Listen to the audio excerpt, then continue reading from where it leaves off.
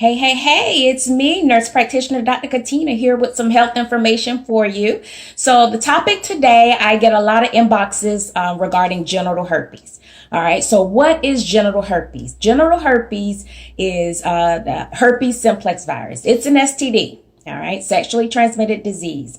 This is an STD that even if you use a condom, it still can be transmitted because it's through skin to skin contact. So let's just say if that herpetic lesion or blister is on the scrotum area, the scrotum area hits that vaginal area, then guess what?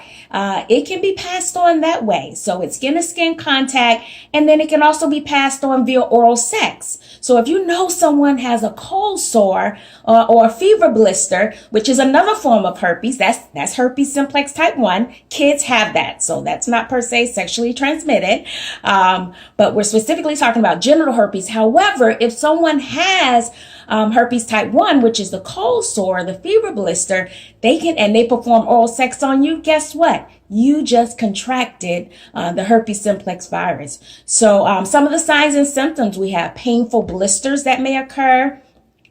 We also, it may look like cuts.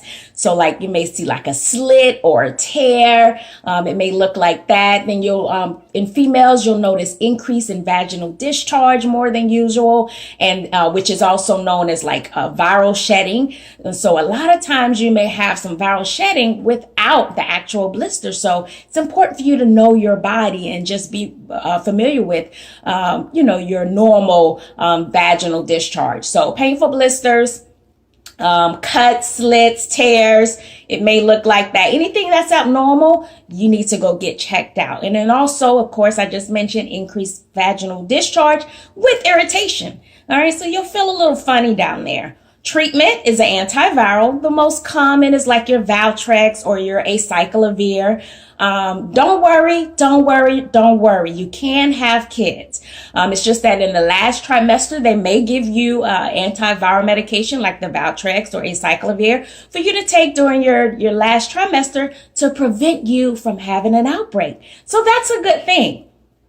So you can still have a vaginal delivery if you have been diagnosed with herpes.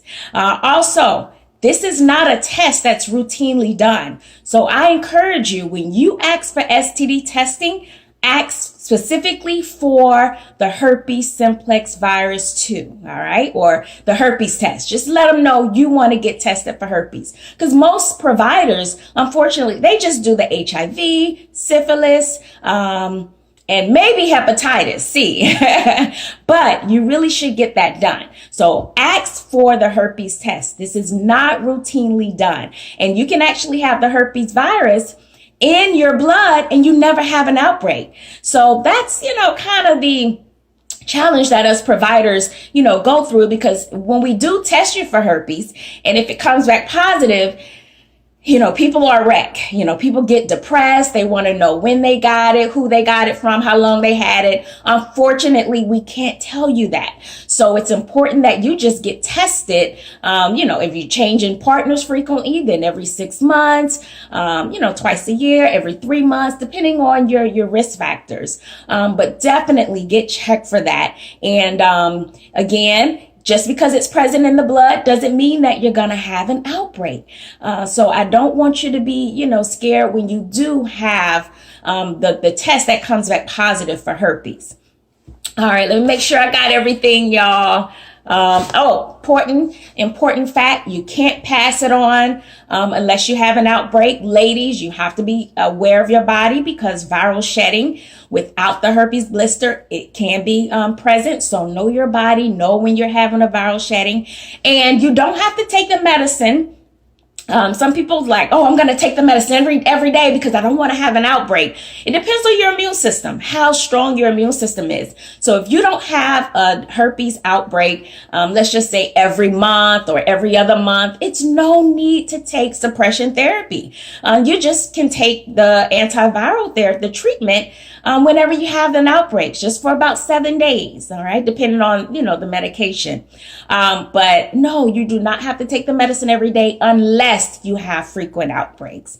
All right, so I just wanted to give you a quick synopsis of genital herpes. I get a lot of questions about this. This is a very, out of 100%, 80% of the population actually has genital herpes. You may have genital herpes in your blood and you may not know it. So next time you see your healthcare provider, make sure you get checked for it, just so you can know your overall health status and so that you are familiar with what's going on the inside of your body. All right, y'all, that's it right now. I don't want to keep you long. Don't forget to subscribe and follow to my YouTube and then my IG page. Y'all know we got it going on over there. Dr. Katina _ Dr. K. And then YouTube, Dr. Katina. All right, until next time.